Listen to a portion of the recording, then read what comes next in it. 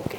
Sir ഇപ്പം ഈ ഒരു ഇതിൽ ഞാൻ ഡിസ്കസ് ചെയ്യാൻ ആഗ്രഹിക്കുന്നത് സിമ്പതി എമ്പതി എന്നുള്ളൊരു കോൺസെപ്റ്റാണ്.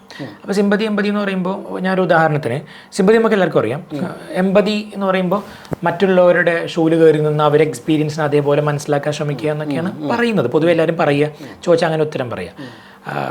അനുതാപെന്നോ ലൈക്ക് അങ്ങനെയൊക്കെയാണ് മലയാളത്തിൽ പറയുക. അപ്പോൾ എനിക്ക് ഫീൽ ചെയ്തിട്ടൊരു കാര്യം, എൻ്റെ അടുത്ത് ഒരു അയാളുടെ വളരെ വേണ്ടപ്പെട്ട പെറ്റ്, ഒരു പട്ടി നായ ചത്തു എന്ന് പറഞ്ഞിട്ട് ഒരാൾ വരുന്നു, അതിൽ ഭയങ്കര വിഷമാവുന്നു എന്നൊക്കെ കാണുമ്പോൾ പട്ടിയെ ഇഷ്ടമില്ലാത്ത, പട്ടിയോട് ഒരു താല്പര്യമില്ലാത്ത, വെറുപ്പുള്ള, പേടിയുള്ള എനിക്ക് ഒരു പട്ടി ചത്തു എന്ന് തോന്നി ചിലപ്പോൾ പേഴ്സണലി ഒന്നും ചെയ്യാൻ ഒരു ഫീലും ചെയ്യില്ല. ഞാൻ വിചാരിക്കുക ഇയാളെന്ന് സ്വന്തം അച്ഛനും അമ്മയും മരിച്ച പോലെയൊക്കെ ഇങ്ങനെ കരയുന്നത്, അല്ലെങ്കിൽ വേറൊന്ന് പേടിച്ചാൽ പോരെ, പട്ടിക്ക് അല്ലെങ്കിൽ 7 കൊല്ലം 8 കൊല്ലം 10 കൊല്ലത്തോ എന്തോ ആയുസുള്ളൂ എന്നൊക്കെ അറിയില്ലേ എന്നൊക്കെ ഒരു ഫീലിംഗ് ഒരു ആൾക്ക് വരാം. അപ്പോൾ ഇവിടെ ഈ എമ്പതി എന്ന് പറഞ്ഞാൽ എനിക്ക് മനസ്സിലാവാത്തത്, ആൾക്കാർ എമ്പതറ്റിക് എന്ന് പറയുമ്പോൾ അയാളുടെ ഷൂല് കയറി ചിന്തിക്കാൻ എനിക്ക് പറ്റില്ല. കാരണം എൻ്റെ എക്സ്പീരിയൻസസോ കാര്യങ്ങളോ വളരെ വ്യത്യസ്തമാണ്. അപ്പോൾ അവിടെ എനിക്കത് ജെനുവിൻ ആവാൻ പറ്റുമെന്ന് പോലും, ജെനുവിനെസ് പറയില്ല നമ്മൾ ഇതിനിടയിൽ കൂടെ പറയുന്ന, ജെനുവിൻ ആവാൻ പറ്റുമോ പോലും നമുക്ക് എന്ത് ചെയ്യില്ല, സംശയമാണ്. അങ്ങനെ വരുന്ന കേസിൽ ഒരു പ്രാക്ടിക്കൽ ഇംപ്ലിക്കേഷൻ എങ്ങനെയാണ് ഇതിൻ്റെ ഒരു പ്രധാനമായിട്ടുള്ളൊരു കാര്യം? എമ്പതി എന്ന് പറയുന്നത് നമ്മൾ ഈ ഡെഫിനിഷനൊക്കെ ഇൻ്റലക്ച്വൽ ഐഡൻറ്റിഫിക്കേഷൻ എന്നൊക്കെ പറയും. ആ മനുഷ്യൻ ഇപ്പോഴനുഭവിക്കുന്ന ഇതെന്താണെന്ന് അറിയലാണ് എമ്പതി എന്ന് പറയുന്നത്. അപ്പോൾ ഒരു സംഭവം അങ്ങനെ നമ്മൾ ഫീൽ ചെയ്യണമെന്നില്ല. ഇവിടെ ആക്ച്വലി അയാൾക്ക് ഇപ്പോൾ ഈ പറഞ്ഞ എക്സാമ്പിൾ തന്നെ എടുത്ത് പറയുകയാണെങ്കിൽ അവിടെ എന്താ സംഭവിക്കുന്നത്?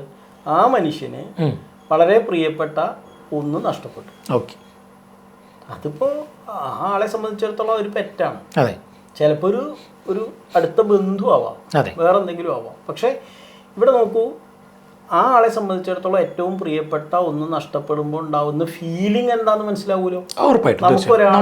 നമുക്ക് പ്രിയപ്പെട്ട ഒന്ന് നഷ്ടപ്പെട്ടാൽ ഉറപ്പായിട്ടും ഉള്ള ഫീലിംഗ് എന്താണെന്ന് നമുക്കറിയാലോ. ഇതേ അനുഭവമാണ് ആളിപ്പോൾ, അല്ലെങ്കിൽ ഇതേ അനുഭവത്തിലൂടെ ആളിപ്പോൾ കടന്നു പോകുന്നത് എന്ന് മനസ്സിലാക്കാൻ പറ്റിയാൽ മതി. തീർച്ചയായിട്ടും ഇതാണ് എമ്പതി എന്ന് പറയുന്നത്. അല്ലാണ്ട് അയാൾ ഈ സംഭവത്തിൽ അയാൾ ഫീൽ ചെയ്യണ പോലെ നമ്മൾ ഫീൽ ചെയ്യാന്നോ ഒന്നുമല്ല. ഇവിടെ ഇപ്പോൾ പറഞ്ഞ ചോദ്യത്തിൽ തന്നെ വരുന്ന ഒരു പ്രശ്നം, നമ്മൾ ഈ ഒരു പെറ്റ് അല്ലെങ്കിൽ ഒരു നായക്കുട്ടി ചത്തു എന്ന് പറയുമ്പോൾ ഇതിനെന്തിനപ്പം ഇങ്ങനെ സങ്കടപ്പെടണേ എന്ന് ആലോചിക്കുമ്പോഴാണ് ഈ പ്രശ്നം വരുന്നത്. അല്ലാണ്ട് അതിന്റെ ഫീലിംഗ് ലെവൽ മാത്രം ഒന്ന് ആലോചിച്ചു പോകും. എനിക്ക് ഏറ്റവും ഇഷ്ടപ്പെട്ട, എനിക്ക് ഏറ്റവും പ്രിയപ്പെട്ട ഒരു കാര്യം നഷ്ടപ്പെട്ടു ഈ പറഞ്ഞ ആൾക്ക്, അപ്പൊ അയാൾക്ക് സങ്കടം ഉണ്ടാവും. എനിക്ക് ഏറ്റവും പ്രിയപ്പെട്ടത് നഷ്ടപ്പെട്ട എനിക്ക് സങ്കടം ഉണ്ടാവും തീർച്ചയായിട്ടും. അപ്പൊ ഈ ഇങ്ങനെ ഒരു വളരെ പ്രിയപ്പെട്ട ഒരു കാര്യം ഒന്ന് നഷ്ടപ്പെട്ട ഒരവസ്ഥയിലാണ് ഈ മനുഷ്യൻ ഇപ്പോൾ ഉള്ളത് എന്ന് മനസ്സിലാക്കലാണ് എമ്പതി. തീർച്ചയായിട്ടും. അത് പറയുമ്പോൾ അയാളുടെ ഷൂ കയറി നിൽക്കുക എന്നൊക്കെ പറയാമെങ്കിലും അതല്ല സത്യത്തിൽ. ആ എക്സ്പീരിയൻസിലല്ല പലപ്പോഴും നമ്മൾ ശ്രദ്ധിക്കേണ്ടത്, ആളുടെ ഫീലിംഗ് ലെവലിലാണ്. അപ്പൊ ആ ഫീലിംഗ് ലെവൽ എല്ലാവർക്കും ഒരേപോലെയാണ്, എല്ലാ മനുഷ്യർക്കും ഒരുപോലെയാണ്. പ്രിയപ്പെട്ടത് നഷ്ടപ്പെട്ട് കഴിഞ്ഞാൽ ഉണ്ടാവുന്ന ഫീലിംഗ് എന്താണെന്ന് എല്ലാവർക്കും അറിയാം. അതിൽ ഏറ്റക്കുറച്ചിലൊക്കെ ഉണ്ടാവും. അപ്പൊ കുറച്ചും കൂടി ഇങ്ങനെ നമ്മൾ ഈ എമ്പതി എന്നുള്ളൊരു ഇതിനെ സമീപിച്ചാൽ ഇത്തിരി കൂടി എളുപ്പമാവും തോന്നുന്നുണ്ട് മനസ്സിലാക്കാം. ഓക്കെ, അപ്പോൾ എനിക്ക് മനസ്സിലായത് ബുദ്ധിപരമായിട്ട് ആ വ്യക്തി ഇപ്പോൾ കടന്നു പോകുന്നത് അയാൾക്ക് പ്രധാനപ്പെട്ട ഒരു കാര്യം നഷ്ടപ്പെട്ടു, അതുകൊണ്ട് അയാൾ ഇങ്ങനെ ഇതിലൂടെയൊക്കെ കടന്നു പോവാം, ഇങ്ങനെയൊക്കെ പെരുമാറാമെന്ന് ഒരു സൈക്കോളജിസ്റ്റ് മനസ്സിലാക്കുമ്പോൾ അയാൾക്ക് ആ സമയത്ത് അവിടെ ജെനുവിനായിട്ട് അവരെ ഉൾക്കൊള്ളാൻ കഴിയുമെന്നുള്ളതാണ് സാർ ഉദ്ദേശിച്ചത്. അതായത് അയാളുടെ ഫീലിംഗ് എന്നുള്ളത് ജെന്യൂനാണ്. തീർച്ചയായിട്ടും. ഇതേപോലെ എനിക്കൊന്ന് നഷ്ടപ്പെട്ടാൽ എനിക്കുണ്ടാവുന്ന ഫീലിംഗ് ജെന്യൂനാണ്. അപ്പൊ ആ ജെന്യൂനായ ഫീലിംഗ് നമുക്ക് മനസ്സിലാവുമ്പോൾ അതിനോടുള്ള റെസ്പോൺസ്, അതിനോട് നമ്മൾ പ്രതികരിക്കുമ്പോൾ നമുക്ക് ജെന്യൂൻ ആയിട്ട് തന്നെ പ്രതികരിക്കാൻ പറ്റും. അപ്പൊ പിന്നെ അവിടെ ഈ ഒരു എന്താ പറയുക, ഒരു കോൺഫ്ലിക്റ്റും ഉണ്ടാവുന്നില്ല. അതെ അല്ലേ? ക്ലിയർ. അപ്പോൾ അവിടെ വളരെ ജെന്യൂൻ ആയിട്ട് തന്നെ പ്രതികരിക്കും. അപ്പോൾ അവിടെ എമ്പതി ഉണ്ടാവും. ഇപ്പം ഇങ്ങനെ സംസാരിക്കുകയാണെങ്കിൽ അപ്പോൾ എനിക്ക് വളരെ പ്രിയപ്പെട്ട എൻ്റെ ലോകമായിട്ടുള്ള എൻ്റെ മൊബൈൽ നിലത്ത് വീണ് പൊട്ടിയ പോലും എനിക്ക് എന്ത് ചെയ്യാം, ഇങ്ങനെ ഉണ്ടാവാം, ആ ലെവലിൽ മനസ്സിലാക്കാൻ പറ്റും. അതായത് ആ വ്യക്തിയെ സംബന്ധിച്ചിടത്തോളം ആളുടെ നഷ്ടം എന്താണ്. ഇവിടെയാണ് നമ്മൾ ഹ്യൂമനിസ്റ്റിക് രീതിയിൽ പേഴ്സണലൈസ് ദ ഫീലിംഗ് എന്ന് പറയും. പേഴ്സണലൈസ് ദ ഫീലിംഗ് എന്ന് പറയും. ഈ കാര്യത്തിനെ നിങ്ങൾ പേഴ്സണലൈസ് ചെയ്യുമ്പോൾ കാര്യമല്ല, ഇതിലുള്ള നിങ്ങളുടെ സങ്കടം എന്താണ് എന്നുള്ളതിനെയാണ് അവർ പേഴ്സണലൈസ്. അത് നമ്മൾ മനസ്സിലാക്കുക ചെയ്യും. നേരത്തെ പറഞ്ഞ മൊബൈൽ പൊട്ടലാവാം, പെറ്റാവാം, വേറെന്തെങ്കിലും ആവാം, തീർച്ചയായിട്ടും ഈവൻ ഒരു ബ്രേക്കപ്പ് ആവാം, തീർച്ചയായിട്ടും ഒരു ബ്രേക്കപ്പ് ആവാം, ഏതും ആവാം. പക്ഷെ അവിടെ നമുക്ക് പ്രിയപ്പെട്ടത് നഷ്ടപ്പെടുമ്പോൾ ഉണ്ടാകുന്ന ഫീലിംഗ് എന്താണ് എന്നുള്ളത് മനസ്സിലാക്കുക എന്നുള്ളതാണ് ഇവിടെ സംഭവിക്കേണ്ടത്. അല്ലെങ്കിൽ മറ്റൊരു രീതിയിൽ പറഞ്ഞാൽ അയാൾ ഇപ്പോൾ കടന്നു പോകുന്ന ഒരു സിറ്റുവേഷൻ എന്താണെന്ന് മനസ്സിലാക്കുകയും അതിന്റെ ഫീലിംഗ് എങ്ങനെ ഉണ്ടാവുന്നത് അറിയുകയും ചെയ്യുക എന്നുള്ളതാണ്. അത് അക്സെപ്റ്റ് ചെയ്യാൻ തയ്യാറാവും, അത് നോർമലാണ്, അയാളെ അപേക്ഷിച്ചത് വലിയ കാര്യമാണ്, അയാളെ സംബന്ധിച്ചിടത്തോളം അത് വലിയ കാര്യം. അപ്പം നമുക്ക് അയാൾക്ക് ഒരു പ്രധാനപ്പെട്ട ഒരു കാര്യമാണ് നഷ്ടപ്പെട്ടിരിക്കുന്നത്. തീർച്ചയായും. ഇവിടെ പ്രശ്നം എന്താ, ഇതൊരു പ്രധാനപ്പെട്ട കാര്യമാണോ എന്ന ചോദ്യം നമ്മുടെ അടുത്ത് വരുമ്പോഴാണ് ഈ പ്രശ്നം. അതെ, ഇത് പ്രധാനപ്പെട്ട കാര്യമാണ് ആൾക്ക്, ആ വ്യക്തിക്ക് പ്രധാനപ്പെട്ടതാണ്. അപ്പോൾ ഇവിടെ ആ ആളെ സംബന്ധിച്ചിടത്തോളം വളരെ പ്രധാനപ്പെട്ട ഒരു കാര്യം നഷ്ടപ്പെട്ടതുകൊണ്ട് അയാൾക്ക് ഇത്തരത്തിലുള്ള ഫീലിംഗ് ഉണ്ടാവും. That's okay. എനിക്ക് പ്രധാനപ്പെട്ട ഒരു കാര്യം നഷ്ടപ്പെടുമ്പോഴുള്ള ഫീലിംഗ് എന്താണോ അതുപോലെ തന്നെയാണ് ഇവിടെ എന്ന് മനസ്സിലാക്കലാവാൻ വേണമെങ്കിൽ തീർച്ചയായിട്ടും അതെങ്ങനെയാണ് മനസ്സിലാക്കുന്നതെന്നൊക്കെ നമുക്ക് ഇൻഡിവിജ്വലായിട്ട് എടുക്കാൻ പറ്റും. Yes, thank you sir. Sir, അടുത്തതായിട്ട് ഈ പ്രൊഫഷണലിസം എന്ന് പറയുന്നൊരു സാധനം എനിക്ക് ഭയങ്കര ഇങ്ങനെ പറയും, എല്ലാ പ്രൊഫഷണൽ ആവണം എന്നൊക്കെ പറയും. അപ്പോൾ ഈ പൊതുവേ എനിക്ക് തോന്നിയത്, എനിക്കറിയില്ല, കേരളത്തിലൊരു കാഴ്ചപ്പാടനുസരിച്ച് പ്രൊഫഷണലിസം എന്ന് പറഞ്ഞാൽ വലിയ വലിയ ജാർഗൻസ്, ആൾക്കാർക്ക് മനസ്സിലാത്ത വാക്കുകൾ പറയുക, അങ്ങനെ ബലം പിടിച്ചിരിക്കുക. അപ്പോൾ ചിലപ്പോൾ ശബ്ദം വരെ ഇങ്ങനെ ഗൗരവമൊക്കെ ആക്കിയിട്ട് ഇങ്ങനെ അങ്ങനെ നിൽക്കുക, കൃത്രിമമായ ശബ്ദം ഉണ്ടാക്കുക, എന്നിട്ടിങ്ങനെ അയാളൊക്കെ വലിയ ആളാണ്, വിദ്യാഭ്യാസമുള്ള ആളാണ്, അല്ലെങ്കിൽ അത് ഇടയ്ക്കിടയ്ക്ക് എടുത്തു പറയുക, ഞാൻ 12 കൊല്ലമായി, 15 കൊല്ലമായി, അല്ലെങ്കിൽ 35 കൊല്ലമായി, അങ്ങനെയൊക്കെ, അതൊക്കെയാണ് എൻ്റെ എക്സ്പീരിയൻസ്, അതാണ്, അങ്ങനെയൊക്കെ പറയുന്നതാണ് പ്രൊഫഷണലിസം. അപ്പോൾ ഈ ഒരുപക്ഷെ അത് ജെനുവിൻ അല്ലാത്തൊരവസ്ഥ പോലെ തോന്നിയിട്ടുണ്ട്. സാറിൻ്റെ കാഴ്ചപ്പാടിൽ ഈ പ്രാക്ടിക്കൽ, ഇത് ഞാൻ പറഞ്ഞു വരുന്നത്, ഇവിടെ പലപ്പോഴും ഈ ചോദ്യങ്ങളൊക്കെ വരുന്നത് ഒരു ക്ലയൻറ്റിനെ പ്രാക്ടിക്കലി നേരിട്ട് കാണുന്ന ഒരു സൈക്കോളജിസ്റ്റ് നിലയ്ക്ക് ഈ പ്രൊഫഷണലിസം എന്ന് പറഞ്ഞാൽ സാർ എന്താ ഉദ്ദേശിക്കുന്നത്? പ്രൊഫഷണലിസം എന്ന് പറയുമ്പോൾ നമ്മളിവിടെ ഒരു പ്രോബ്ലം എന്താണെന്നറിയോ, ഇപ്പം ഈ ചോദ്യം തന്നെ വരുന്നത് എവിടുന്ന, ഒരു സൈക്കോളജിസ്റ്റ് എന്ന് പറഞ്ഞാൽ ഇങ്ങനെയൊക്കെ ആവണം എന്നൊരു വാർപ്പ് മാതൃക നമ്മൾ ഉണ്ടാക്കിയിട്ട് തീർച്ചയായിട്ടും എങ്ങനെയൊക്കെയോ സമൂഹത്തിൽ ഉണ്ടായിട്ടുണ്ട്.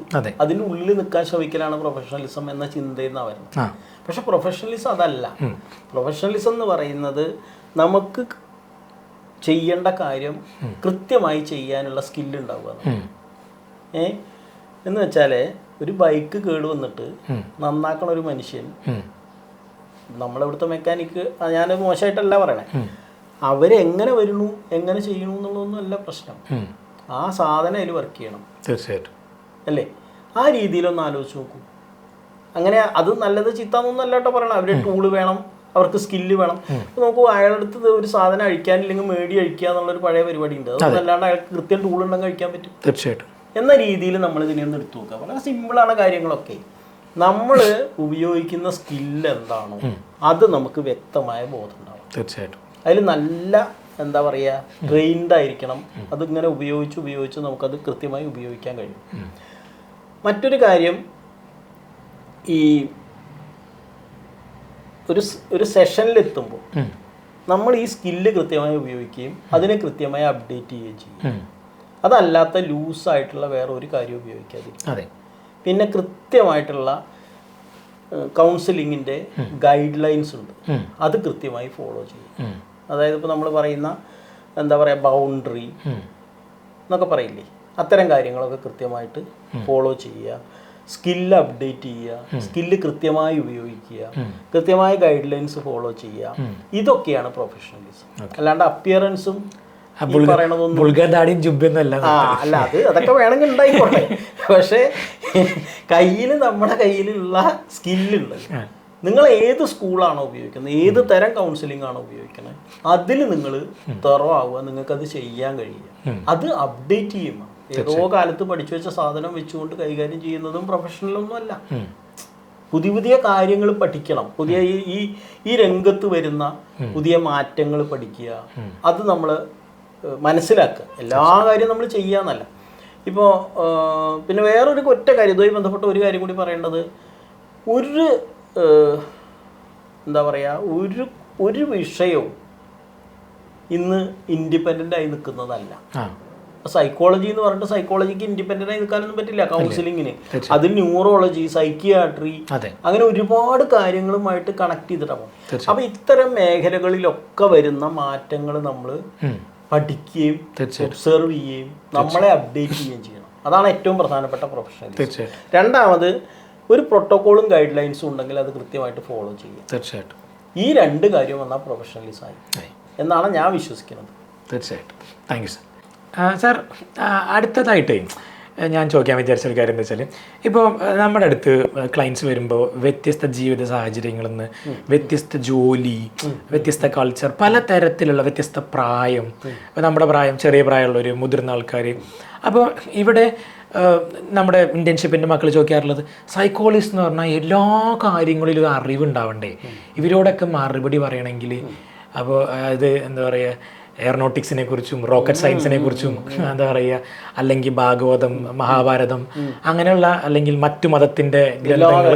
അല്ല ഇവിടെ ഓരോ കാരണം ഇവിടെ വ്യത്യസ്ത രീതിയിലുള്ള വ്യത്യസ്ത പ്രശ്നങ്ങളായിട്ട് വ്യത്യസ്ത കാഴ്ചപ്പാടിൽ വരുന്ന ആൾക്കാരാണല്ലോ. അങ്ങനെ അറിഞ്ഞാലേ ചെയ്യാൻ പറ്റുള്ളൂ. അങ്ങനെ അത് വിശ്വസിക്കുന്ന ആൾക്കാരുണ്ട്. അതേപോലെ ജീവിതത്തിൽ ഒരുപാട് ബുദ്ധിമുട്ട് അനുഭവിച്ചിട്ട് ഒരുപാട് ജീവിത പാഠങ്ങൾ അറിയുന്ന, ഒരുപാട് വിവരമുള്ള അല്ലെങ്കിൽ ഒരുപാട് മുതിർന്ന ആൾക്കാർക്ക്, കടന്നു വന്ന ആൾക്കാർക്ക്, അല്ലെങ്കിൽ കുറേ കുട്ടികളെ പഠിപ്പിച്ച ടീച്ചർമാർക്ക്, അങ്ങനെയൊക്കെയുള്ള ആളുകൾക്കൊക്കെ കൗൺസിലിംഗ് അങ്ങനത്തെ അറിവൊക്കെ ഉണ്ടെങ്കിൽ മാത്രമേ കൗൺസിലിംഗ് ശരിക്കും ചെയ്യാൻ പറ്റുള്ളൂ. പക്ഷേ ഇതിൽ വേറൊരു വിഷയം, ഇങ്ങനെ വ്യത്യസ്ത ആൾക്കാർ വരുമല്ലോ, അപ്പോൾ നമുക്ക് ചില കാര്യങ്ങളെ കുറിച്ച് അറിവ് ഉണ്ടാവില്ലല്ലോ. അപ്പോൾ അവർ നമ്മളോട് സഹായം ചോദിച്ചാൽ നമ്മൾ കുടുങ്ങി പോകില്ലേ? അപ്പോൾ എങ്ങനെയാണ് സാർ അത് ഒരു പ്രാക്ടിക്കലി നമുക്കത് ഹാൻഡിൽ ചെയ്യാൻ പറ്റുക? ഇതൊരു പലപ്പോഴും നമ്മുടെ ഈ അനുഭവം എന്നൊക്കെ പറയുന്ന ഒരു തടസ്സമായിട്ട് മാറുക ചെയ്യും എന്നാണ് എൻ്റെ ഒരു നിലപാട്.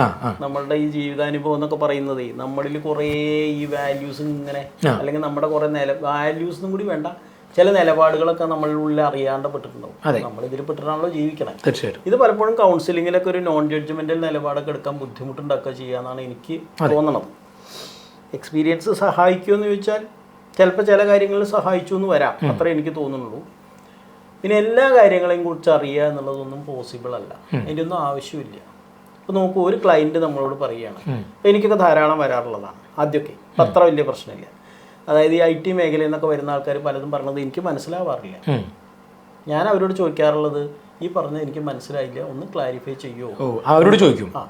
അതുപോലെ പുതിയ ജനറേഷൻ്റെ പല ഭാഷകളും നമുക്ക് മനസ്സിലാവുന്നില്ല, ഞാൻ അവരോട് ചോദിക്കും. അല്ലെങ്കിൽ ചിലപ്പോൾ സിറ്റുവേഷൻ അനുസരിച്ച് നമ്മൾ മനസ്സിലാക്കും. അതുകൊണ്ട് എന്താ കുഴപ്പം? അപ്പോൾ നമുക്ക് അറിയാത്ത ഒരു കാര്യം ആവശ്യമുള്ളതാണെങ്കിൽ, കൗൺസിലിങ്ങിന്റെ പ്രോസസ്സിന് ആവശ്യമുള്ളതാണെങ്കിൽ ഈ ക്ലയന്റിനോട് തന്നെ, ഈ കൗൺസിലിനോട് തന്നെ ചോദിച്ചാൽ എന്താ കുഴപ്പം? അവർക്ക് പറഞ്ഞു തരൂല, അവരറിയണ കാര്യം ഈ പറയണേ. അപ്പോൾ നമ്മളെല്ലാം അറിഞ്ഞിരിക്കുക എന്നുള്ളതൊന്നും പ്രായോഗികമല്ല, അതിന്റെ ആവശ്യമില്ല. ഇങ്ങനെയൊക്കെ ചിന്തിച്ചാൽ എന്താ കുഴപ്പം? നമ്മളിതൊക്കെ പഠിക്കാൻ നടക്കാൻ പറ്റും. അല്ല പിന്നെ ഇനി പോട്ടെ, ഏജിന്റെ കാര്യം പറഞ്ഞു. പ്രായമുള്ള ഒരാൾക്ക് വേണമെങ്കിൽ പറയാം, കുട്ടിക്കാലത്ത് ഞാൻ ഇതൊക്കെ കടന്നു വന്നാണ് അതിൻ്റെയൊക്കെ അനുഭവം ഉണ്ടെന്ന്. ഒരു 25 വയസ്സുള്ളൊരു കുട്ടി, PG ഒക്കെ കഴിഞ്ഞ് PhD കഴിഞ്ഞ് 25 അതുള്ളൊരു കുട്ടി കൗൺസിലിങ്ങിന് ഇരിക്കുമ്പോൾ 60 വയസ്സുള്ളവരാണ് ക്ലയന്റ് എന്ന് പറഞ്ഞിട്ട് ഈ 60 വയസ്സിന്റെ അനുഭവം പഠിച്ചിട്ട് വന്നിരിക്കാൻ പറ്റുമോ? പറ്റില്ല, സാധ്യമല്ലല്ലോ. അങ്ങനെ ഒരു സംഭവം ഇതിനകത്ത് നടക്കില്ല, ഇതിലെ നല്ല ഏതിലും. അപ്പം അങ്ങനെ വരുമ്പോൾ ചെയ്യാവുന്ന ഒരു കാര്യം, കൗൺസിലി പറയുന്ന കാര്യങ്ങൾ വെച്ചുകൊണ്ട് മുമ്പിലേക്ക് പോവുക. കൗൺസിലി പറഞ്ഞ കാര്യം നമുക്ക് മനസ്സിലായില്ലെങ്കിൽ ആളോട് തന്നെ ചോദിക്കാം, എന്താണ്ട് കുഴപ്പം. പക്ഷെ ഇത് ചോദിക്കുക എന്നൊക്കെ പറയുമ്പോൾ ഒരു പ്രശ്നം എന്താണെന്നറിയോ, അതൊക്കെ മോശമല്ലേ, നമുക്കിത് അറിയില്ല എന്ന് അവർ വിചാരിക്കില്ല. ഇങ്ങനെയൊക്കെ ചിന്തിക്കാൻ തുടങ്ങിയാൽ ബുദ്ധിമുട്ടാണ്. അപ്പോൾ ഒരൊറ്റ കാര്യമുള്ളൂ, കൗൺസിലർ എന്ന് പറഞ്ഞാൽ നമ്മൾ ജെന്യൂൻ ആയാൽ മതി. വേണ്ട, എന്താ എല്ലാ കാര്യവും നമുക്കറിയും, ഒന്നും അറിയില്ല. ഇപ്പോൾ ചില മേഖലയിൽ നിന്നുള്ള ആളുകൾ വരും, അവരുടെ ചില പ്രശ്നങ്ങൾ നമുക്ക് മനസ്സിലായി എന്ന് വരില്ല.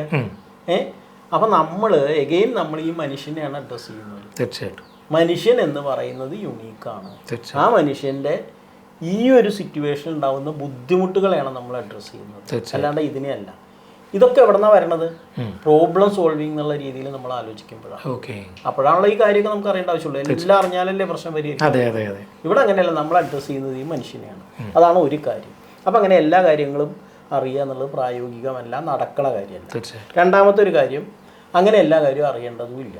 മൂന്നാമത്തെ ഒരു കാര്യം, അങ്ങനെ അറിയേണ്ടതാണെന്നുണ്ടെങ്കിൽ അത് ഈ കൗൺസിലിയോട് തന്നെ ചോദിക്കാം. ഈ പറഞ്ഞത് എനിക്ക് മുഴുവൻ മനസ്സിലായില്ല, എന്താണ് ഇതുകൊണ്ടുള്ള, നിങ്ങൾക്ക് ഇതുകൊണ്ടുള്ള ബുദ്ധിമുട്ട് എന്താണെന്ന് ഒന്നും കൂടി പറഞ്ഞാൽ, അല്ലെങ്കിൽ ഒന്നും കൂടി ചോദിക്കാം. ഇതുകൊണ്ട് ഇപ്പോൾ ഇവർക്ക് എന്താ ബുദ്ധിമുട്ടുള്ളത്, ആ ബുദ്ധിമുട്ടിനെ അല്ലേ നമ്മൾ അഡ്രസ്സ് ചെയ്യണത്. അപ്പോൾ നമ്മൾ അഡ്രസ്സ് ചെയ്യുന്നത് ഈ വ്യക്തിയാണ്. തീർച്ചയായിട്ടും ഈ സിറ്റുവേഷൻ, ഈ പറഞ്ഞ കാര്യങ്ങളൊക്കെ ഈ വ്യക്തിയെ എങ്ങനെ ബാധിക്കുന്നു, അതുകൊണ്ട് ഇദ്ദേഹത്തിന് എന്തൊക്കെ ബുദ്ധിമുട്ടുണ്ടാവണോ എന്നുള്ളതാണ് അഡ്രസ്സ് ചെയ്യുന്നത്. അത് മറികടക്കാൻ അല്ലെങ്കിൽ ആ സിറ്റുവേഷൻ മാറാൻ എന്തൊക്കെ ഓപ്ഷൻസ് ഉണ്ട് എന്ന് കണ്ടെത്തലാണ് കൗൺസിലിംഗിൽ സംഭവിക്കുന്നത്. തീർച്ചയായും അത് അവർ കണ്ടെത്തിക്കോളും. എളുപ്പമാണ്. നമ്മളെന്തിനാണ് തീർച്ചയായിട്ടും ഇതൊക്കെ നമുക്കറിയാനൊന്നും പറ്റില്ലല്ലോ.